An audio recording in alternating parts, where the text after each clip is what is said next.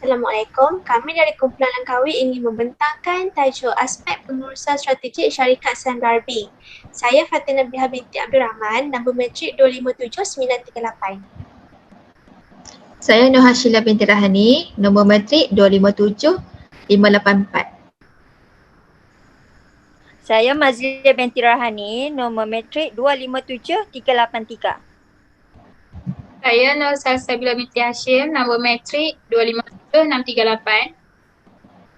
Saya Hanisha Zuani Bentilah, nombor matrik 258339. Tajuk pembentangan aspek pengurusan strategik syarikat Sam Darby.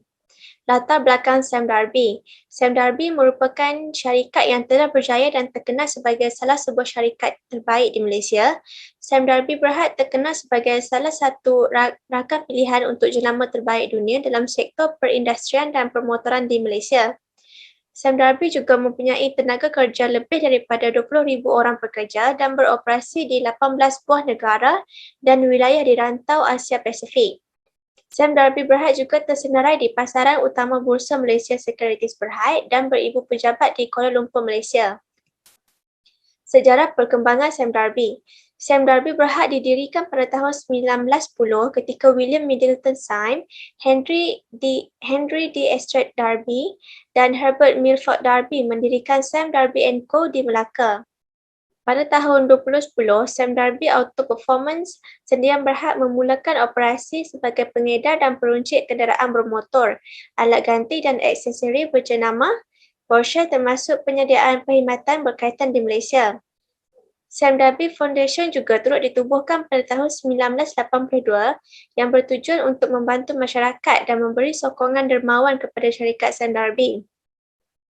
Sam Darby Berhad menunjukkan transformasi apabila Sam Darby Berhad dari konglomerat kepada 3 entiti bebas iaitu Sam Darby Plantation Berhad, Sam Darby Property Berhad dan Sam Darby Berhad yang terdiri daripada industri motor, logistik, penjagaan kesihatan dan perniagaan lain.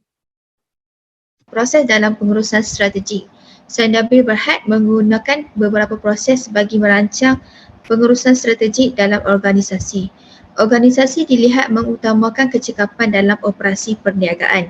Ini bertujuan untuk membantu organisasi terus berkembang di pasaran sedia ada dan baru bagi serta isu penting yang dapat mempengaruhi keupayaan dan memberikan kesan kepada organisasi turut diberikan perhatian. Sam Darby mempunyai satu kumpulan yang dikhususkan untuk mencipta nilai dalam jangka pendek, sederhana dan panjang. Di antara proses yang terlibat dalam pengurusan strategik Sam Darby adalah seperti berikut. Yang pertama, kajian dalaman mengenai masalah material yang ada. Yang kedua, temu ramah dengan pihak berkepentingan utama untuk menilai kepentingan setiap isu penting. Yang ketiga, kedudukan masalah material berdasarkan hasil penilaian. Yang keempat, pemetaan masalah material dalam matriks materiality. Yang kelima, menyelaraskan masalah material dengan strategi. Untuk menentukan kepentingan dan kesesuaian masalah material yang dikenal pasti, kumpulan pihak berkepentingan yang paling relevan iaitu bahagian pengarah, pengurusan, prinsipal, pembekal, pemegang saham dan pekerja untuk mengumpulkan input mereka melalui pelbagai pelibatan dalam organisasi Sam Darby Berhad. Seterusnya, pengurusan strategik Sam Darby Berhad. Pertama, pelabur merangkumi pelan pengembangan untuk perindustrian, motor dan bahagian penjagaan kesihatan untuk memenuhi mana-mana kenaikan permintaan. Organisasi percaya bahawa peningkatan kecekapan dan produktiviti dalam bidang kejuruteraan mereka turut menjadi faktor utama yang akan mendorong permintaan traktor autonomi dalam masa terdekat. Kedua, pelanggan. Pihak organisasi mengambil inisiatif untuk memastikan semua kaki tangan terlatih dan mendapat peningkatan berterusan dalam pengetahuan produk dan kemahiran perkhidmatan pelanggan bagi memastikan peningkatan operasi yang berterusan untuk semua unit perniagaan dan untuk mengoptimumkan saluran penjualan dan pemasaran dengan mengambil maklum balas pelanggan sebagai pertimbangan utama. Yang ketiga, pembekal. sentiasa memberikan dan mencipta peluang dan keputusan perniagaan dengan para pembekalnya seperti isu yang melibatkan operasi usaha-sama dan pelaksanaan program pembangunan vendor. Yang keempat, pekerja. Organisasi menekankan perhatian kepada permasalahan seperti kesihatan, keselamatan dan kesejahteraan pekerja, termasuk isu seperti imbuhan dan faedah yang diperolehi oleh para pekerja mereka. Selain itu, penglibatan dan motivasi pekerja juga dilihat sebagai salah satu perkara yang penting bagi meningkatkan peluang pengembangan bakat dan kemajuan kerjaya dalam kalangan pekerja. 5. Komuniti melibatkan aspek pembangunan sosial, kesejahteraan masyarakat dan juga pendidikan. Contohnya, bekerjasama dengan pihak pengurusan sekolah memandu untuk mempromosikan keselamatan pemandu.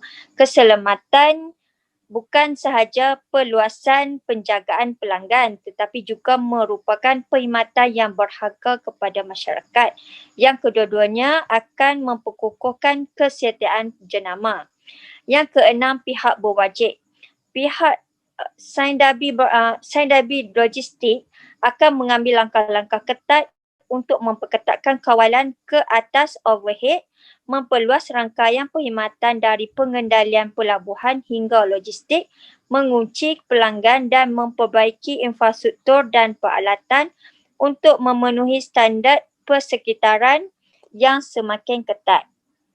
7. Media. Organisasi juga melakukan kemaskini secara berkala mengenai perkembangan korporat dan peristiwa penting melalui penerbitan siaran akhbar dan juga laporan tahunan syarikat seiring dengan misi organisasi berkaitan dengan COVID-19 dengan mengutamakan pekerja seiring dengan budaya tidak memudaratkan. Okay, seterusnya ialah analisis pengurusan strategik Saindabi. Iaitu yang pertama, kualiti dan kepuasan pelanggan. Menekankan perkhidmatan pelanggan termasuklah menangani maklum balas pelanggan dengan segera, menghasilkan nilai tambah dan meningkatkan pengalaman berbelanja dengan penggunaan teknologi yang mesra pengguna. Nombor 2, kesihatan dan keselamatan pekerjaan, iaitu memastikan bahawa polisi kesihatan dan keselamatan pekerjanya melalui langkah-langkah yang jelas memperkuatkan standard keselamatan tanpa kompromi. Nombor 3, perkembangan dan prestasi perniagaan, iaitu mengawasi pertumbuhan dan prestasi perniagaan organisasi dengan disokong oleh fungsi strategi di peringkat organisasi dan bahagian perkembangan prestasi perniagaan Saindabi. Nombor 4 ialah teknologi dan inovasi. Mengenal pasti dan melaksanakan penyelesaian masalah yang canggih dan memanfaatkan inovasi perniagaan dan teknologi yang sesuai untuk mengembangkan kedudukan. Nombor 5 ialah etika dan pematuhan perniagaan, iaitu menegakkan standard etika perniagaan pada tahap yang tertinggi dan memastikan tidak ada pelanggaran syarat peraturan. Nombor 6, amalan pekerjaan yang adil, iaitu memastikan bahawa setiap pekerja terlibat secara produktif dan dibayar dengan upah dan gaji yang adil. Berbagai inisiatif di tempat kerja yang membantu menegakkan prinsip pekerjaan yang adil turut dilaksanakan. Terusnya, nombor 7 ialah latihan dan pembangunan pekerja, iaitu melaksanakan proses pemilihan yang lebih komprehensif, menyediakan program latihan dalaman dan luaran untuk memperkuatkan dan meningkatkan kecekapan dan memelihara kemajuan kerjaya. Nombor 8 ialah privasi dan keselamatan data.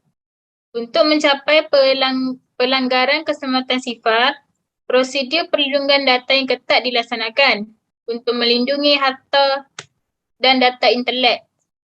Nombor 9 ialah pengurusan sisa yang strategik. Saindabi menguruskan semua sampah domestik, perindustrian dan berjadual mengikut garis panduan yang bersesuaian dengan kawasan. Nombor 10 ialah sumbangan dan pembangunan masyarakat. Kumpulan memberi sumbangan wang dan bukan wang kepada Yayasan Saindabi untuk menyokong program pembangunan masyarakat. Nombor 11 ialah pengurusan tenaga dan karbon. iaitu melakukan pengurusan tenaga dan karbon yang lebih berkesan melalui kawalan dalaman dan mekanisme pemantauan yang ketat yang mengesan dan memantau pelepasan dari penggunaan tenaga setiap hari dalam Sain Darby Berhad. Yang terakhir ialah pengurusan air, iaitu kawalan dalaman, mekanisme pemantauan dan prosedur pengumpulan data seluruh kumpulan telah dilaksanakan untuk mengurus, mengesan dan mengurangi penggunaan air. Seterusnya, rumusan analisis, kelebihan dan kekurangan. Kelebihan yang dimiliki oleh Sain Darby Berhad adalah kerana keupayaannya mengawal selia organisasi dengan baik dan efisien.